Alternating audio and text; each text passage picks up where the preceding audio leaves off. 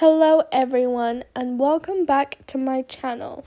So as you can probably tell, the format of this video is slightly different from what I normally do.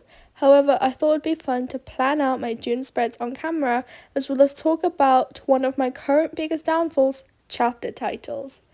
So typically, I don't name my chapters. I'll leave a few examples of my chapter headings from my dystopian trilogy and fantasy series so you can see this. However, this doesn't stop my desperation for chapter titles. I absolutely adore chapter titles when they're done well. Like a metaphor for what's to come or a phrase that summarizes the chapter well. And to be fair, the majority of books I've seen manage to ace this. They have names that truly suit what's to come when you reflect. But for some reason, every time I do it, it just fails so badly. Let me pull the memory of when I named chapters back in my Wattpad days.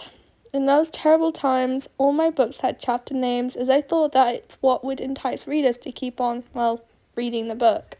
Of course, this isn't true, and chapter titles don't really affect whether people keep reading or not. But since then, it's always resonated with me. Good chapter titles equals good book.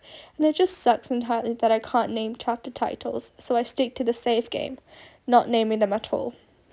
Another one of my biggest downfalls is something I talk about a lot: summaries of my projects. I can't write a synopsis or summary or anything that sums up my book well.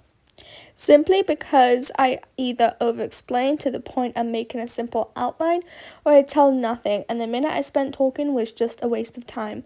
I'm forever in awe of those that can write pictures for their books, because when I tried that, I learned how truly difficult it was.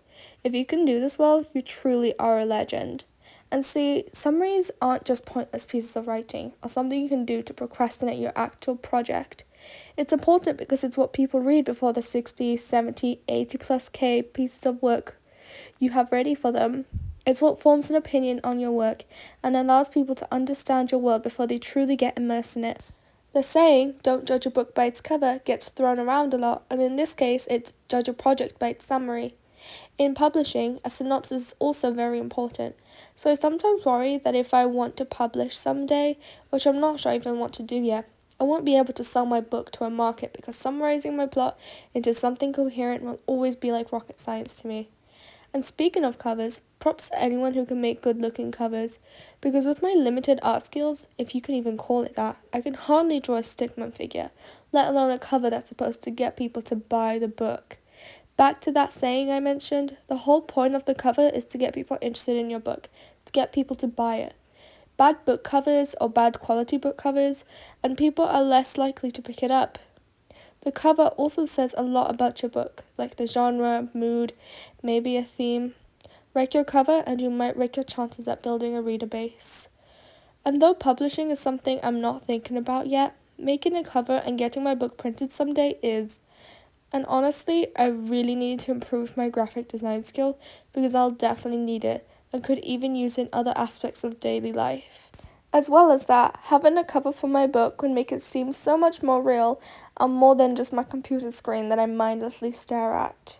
And then with the whole publishing thing, that's a whole can of worms in itself, because I want people to read my books, I want people to know my worlds, and I want people to sympathize with the characters I spend so much time with. But then the whole aspects of actually publishing it, having people read it, going through the publishing world, whether that's indie or trad, it's a lot harder than it seems. And I do watch a lot of author tubes, so I know kind of what goes into it, but just imagining that for myself is just difficult.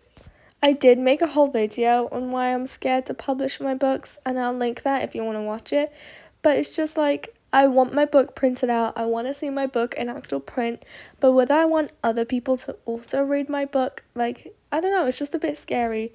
There are some days where I kind of am okay with the idea of having people read my book and I'm interested in indie publishing, but then there are days where I just don't even want to see the document myself, and the thought of other people reading it just absolutely scares me, and I don't even know what to do. So thank you very much for watching. This is the end of the video, This is kind of different from what I normally do, so I hope you enjoyed it. I won't do many videos like this. I just decided to do my mid-year spreads and did it like this. So I'll see you in the next one. Bye!